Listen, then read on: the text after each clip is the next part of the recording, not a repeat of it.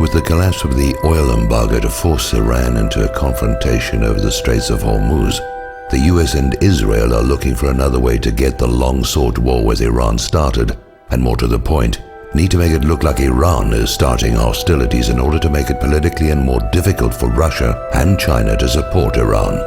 Now, recall that Israel has a past history of attacking US warships and framing others to trick the US into attacks on Israel's enemies, with the Israeli attack on the USS Liberty, initially blamed on Egypt, as the most well-known example. So here we have the USS Enterprise, the oldest carrier in the fleet, on her last legs, scheduled to be decommissioned next year. Her name is well known in part because of the Star Trek TV series. Decommissioning a nuclear aircraft carrier is a very expensive process. USS Enterprise is powered by 8 nuclear reactors, all of which must be disposed of as nuclear waste material along with all the associated machinery.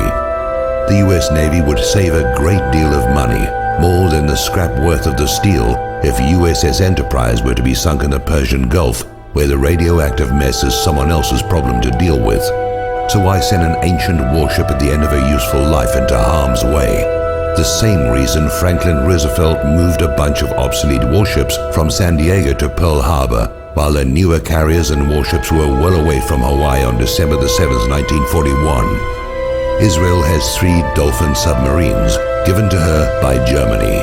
They have been seen transiting the Suez Canal in the past and could well be operating in the Gulf of Oman, even the Persian Gulf by now, lying in wait for a used-up and obsolete warship, more useful as a sacrificial lamb than an actual weapon, a ship with American sailors to be attacked as Israel attacked the USS Liberty, then to be blamed on the designated target, Iran, by a compliant media.